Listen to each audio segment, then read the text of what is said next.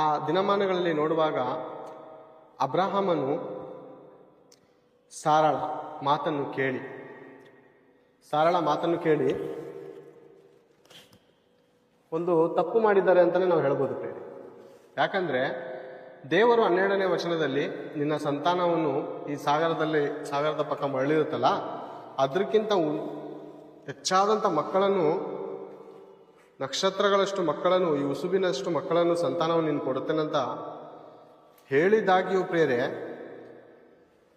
ನಮಗೆಲ್ಲ ಗೊತ್ತು ವಿಷಯ. ಆ ವಾಗ್ದಾನವನ್ನು ಕೊಟ್ಟಾಗಲೂ ಸಾರಳಾದಂಥ ಹೆಂಡತಿಯ ಮಾತನ್ನು ಕೇಳಿ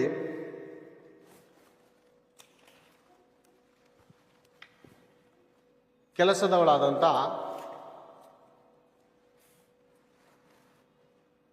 ಹಾಗರಳಲ್ಲಿ ಮದುವೆ ಆಗೋದನ್ನು ನೋಡ್ತೇವೆ ಪ್ರೇರಿ. ಓಕೆನಾ? ಅಂದರೆ ದೇವರು ಹೇಳಿದಾಗಲೂ ಕೆಲವೊಂದು ಸಮಯದಲ್ಲಿ ಅಬ್ರಹಾಮನು ಕೂಡ ಸ್ವಲ್ಪ ನಂಬಿಕೆಯಲ್ಲಿ ಬಿದ್ದು ಹೋಗುವುದನ್ನು ನಾವು ನೋಡ್ತೇವೆ ಪ್ರೇರಿ.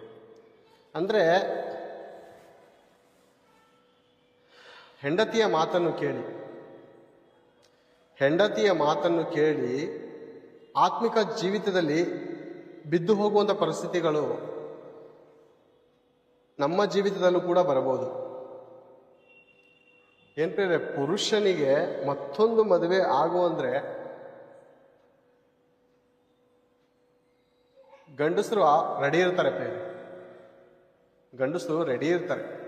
ಯಾಕಂದ್ರೆ ಹೇಳ್ದೆ ಕೇಳದೇನೆ 2 ಹೆಂಡ್ತಿರು 3 ಹೆಂಡ್ತಿರು 4 ಹೆಂಡ್ತಿರು ಮಾಡ್ಕೊಳ್ಳುವಂಥ ಪರಿಸ್ಥಿತಿ ಇರುವಾಗ ಇನ್ನು ಹೇಳಿದ್ರೆ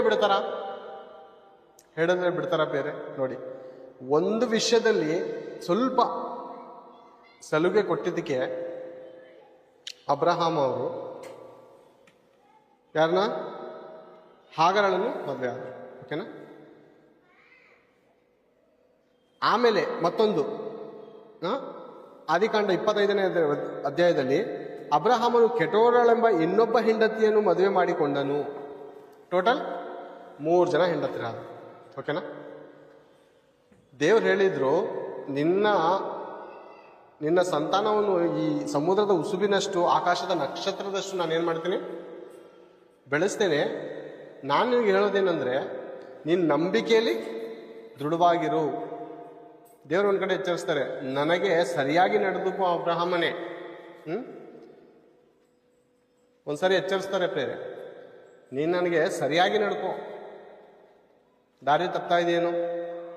ಈಗ ಸರಿಯಾಗಿ ನಡೀತಾರ